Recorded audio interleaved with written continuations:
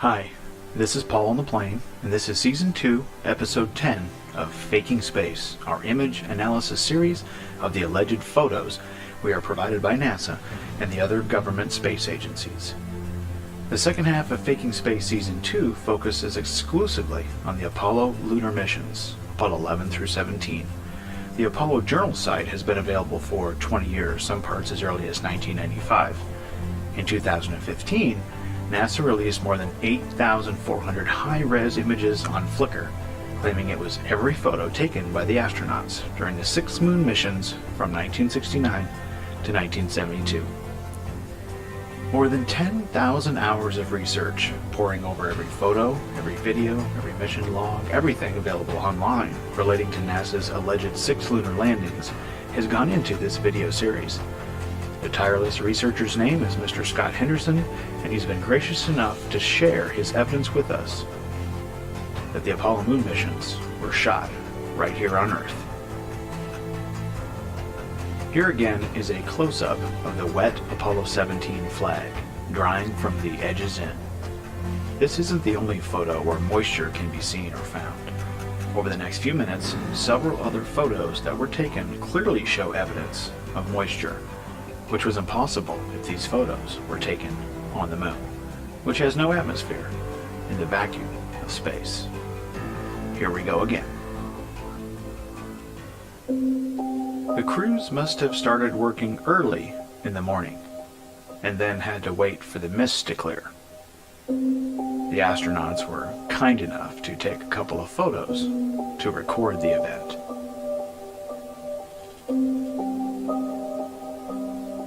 The result of wet lunar dust.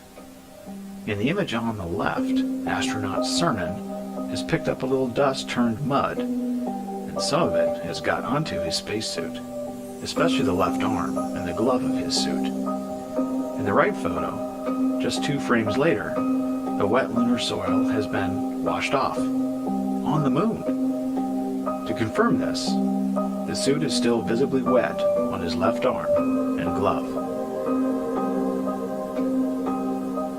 NASA claims this photo was taken in space during an undocking procedure. It is clear to see, however, that water is drying from this panel.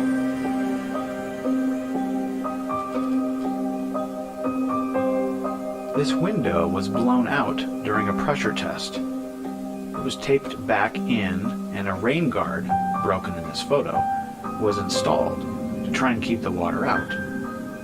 NASA claims this was taken halfway to the moon. Water is running down the window in 0 gravity, and water is in between the layers of glass, which means the seal is broken. And water does not freeze on the glass, even though it's minus 250 degrees outside. Note that the water is causing the paint to peel between the layers of glass.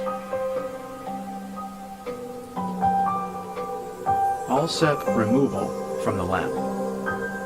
The poor condition of this piece of equipment is unmistakable. It appears to have been exposed to water, resulting in mold growth, and consequently is very badly soiled. Remember, the equipment, we were told, was prepared under ultra-clean conditions before the mission. The deterioration of this item must be intentional to draw attention to the simulation. These 2 photos are examples of equipment left outside to weather. NASA is using the same props until it is in such bad shape that it has to be replaced. All of the experimental package ages over time from mission to the next. On the left is standing water and mud that is left after water has evaporated. On the right, cracks are visible, and the plastic is curling up. In our next episode, Mr. Henderson and I will present photographic evidence that the stage crew intentionally left clues for all of us to find later as they became more and more frustrated with their role in the greatest hoax ever pulled on the world. So stay tuned. Oh, and one more thing. When filming a fake moon landing, make sure when you are making observations that you appear to be enthusiastic. Just like this cuff checklist says. Until next time, this has been Paul on the Plane. On behalf of Mr. Scott Henderson, thanks for watching.